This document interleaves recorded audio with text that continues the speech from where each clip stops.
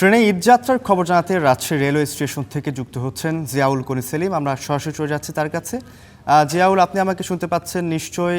আজকে থেকেই ট্রেন এবং বাসের টিকিট, অগ্রিম টিকিট বিক্রি শুরু হয়েছে। কেমন দেখছেন সেখানকার অবস্থা? কোনো ভোগান্তির সংখ্যা আছে কিনা জানাবেন আমাদের। রফ, আর কিছুদিন পরে ঈদুল ফিতর। এই ঈদকে সামনে রেখে আসলে রাজশাহী পশ্চিমাঞ্চল অর্থাৎ রাজশাহী অঞ্চলের যে বাংলাদেশ রেলওয়ের সদর দপ্তর, এই সদর দপ্তরের প্রধান স্টেশন এটি রাজশাহী রেলওয়ে স্টেশন। সেখানে আমি দাঁড়িয়ে আছি।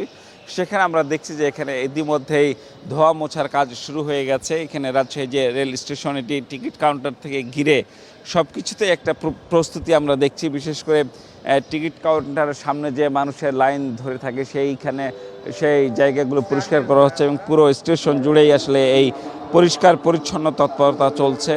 এবং এর বাইরে রাজশাহী থেকে যে ঢাকাগামী যে আন্তনগর রেল ট্রেনগুলো আছে, সে ট্রেনগুলোতে নতুন নতুন করে বগি সংযোজন করা হবে। এই জন্য বগি মেরামতের কাজ চলছে। সৈয়দপুরে যে রেলওয়ের কারখানা আছে, সেই কারখানাতে বগি মেরামতের কাজ চলছে।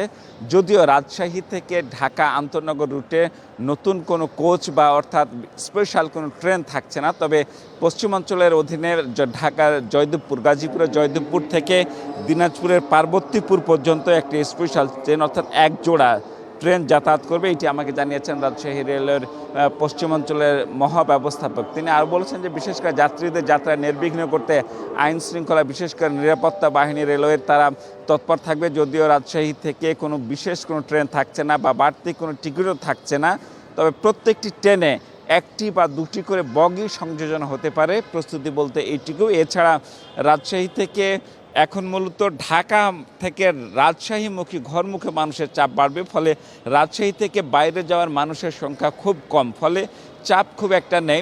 বাসেরও একই অবস্থা। বাসগুলো বিশেষ করে ঢাকা থেকে যাত্রী পরিবহনের জন্য প্রস্তুত করা হচ্ছে এবং ঢাকা থেকে রাজশাহীমুখী অর্থাৎ ঘরমুখী মানুষ যাচ্ছে, সেই মানুষের ঢল নামবে আর কয়েকদিন পরে।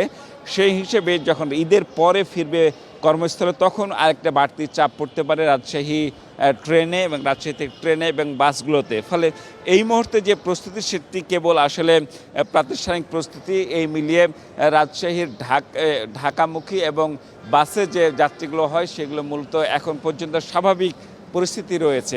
তো রাজশাহী থেকে আমার কাছে ঈদ উপলক্ষে ঈদ যাত্রার প্রস্তুতির এই খবর ছিল আমার কাছে। রৌফ।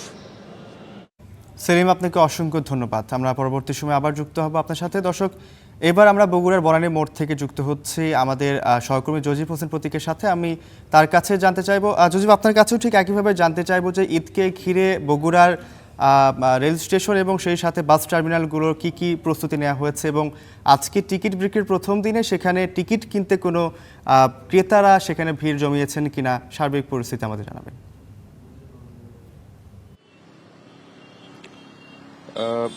বগুড়া উত্তরবঙ্গের যে প্রবেশদ্বার খ্যাত, সেই প্রবেশদ্বার খ্যাত বগুড়ার যে বনানী মোড়, সেই বনানী মোড়ে আমি এখন বর্তমানে অবস্থান করছি এবং এই মোড় দিয়েই বগুড়া থেকে উত্তরবঙ্গের যে জেলাগুলো রয়েছে, সেই জেলাতে কিন্তু যে দূরপাল্লার বাসগুলো, সেই বাসগুলো যাতায়াত করে। এবং এইখান থেকে আপনি যেটি বলেছিলেন যে আসলে বাস বগুড়ার বগুড়ায় সবচেয়ে বেশি লোকজন যাতায়াত করে কিন্তু বাসে। সেই বাসের টিকিট কাউন্টারগুলোতে আমি খোঁজ নিয়েছিলাম। যেহেতু বেশিরভাগ মানুষই ঢাকা থেকে তাদের নিজ গ্রামের দিকে আসে, সেই ক্ষেত্রে ঢাকায় কিন্তু একটা টিকিটের চাপ বাড়তি থাকে এবং একই সাথে ঢাকায় থেকে ফেরার ঈদের পরবর্তীতে বগুড়া থেকে যেহেতু ঢাকায় ফেরার একটা প্রবণতা থাকে, সেই ক্ষেত্রে এখনো পর্যন্ত সেই টিকিটের কেনা বেচা কিন্তু চাপ আমরা এখনো পর্যন্ত জানতে পারিনি। তো এই যে বগুড়ার যে প্রায় একটি বগুড়া রিজিয়ন রয়েছে মহাসড়কের, হাইওয়ে পুলিশ এবং এই হাইওয়ে পুলিশের কাছে থেকে আমরা তথ্য পেয়েছি যে এখানে প্রায় 1000 ঢাকা থেকে রংপুর পর্যন্ত যে 1000 কিলোমিটার সড়ক রয়েছে, সেই সড়কে 300 বেশি অতিরিক্ত পুলিশ মোতায়েন করা হয়েছে তাদের নিরাপত্তার কারণে। এবং একই সাথে এখানে কোনো ধরনের যাতে বড় ধরনের দুর্ঘটনা কিংবা সড়ক দুর্ঘটনা ঘটলে শীঘ্রই রাস্তাটি ক্লিয়ার করা যায়, সেই জন্য কিন্তু র্যাকার রেডি করে রাখা হয়েছে এবং নিরাপত্তার জন্য পুলিশের যে পেট্রোলিং টিম, সেটিও পর্যাপ্ত পরিমাণ রাখা হয়েছে বলে আমরা জানতে পেরেছি। তো এই যে বগুড়া রিজিয়নের 2টি স্পট রয়েছে এখন, হাটিকুমরুল এবং গোবিন্দগঞ্জের যে চত্বর এই দুইটি চত্বরে মূলত যানজটের আশঙ্কা বেশি হতে পারে বলে আমাদেরকে জানিয়েছেন মহাসড়ক পুলিশ এবং একই সাথে মহাসড়ক বিভাগ।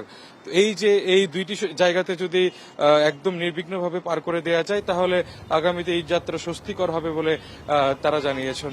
এবং গেল দুইবার আমরা দেখেছি দুইটি ঈদে তেমন কোনো আসলে ঝামেলা হয়নি, বড় ধরনের ঝামেলা হয়নি, নির্বিঘ্নেই যাত্রীরা তাদের নিজের বাড়িতে ফিরতে পেরেছেন।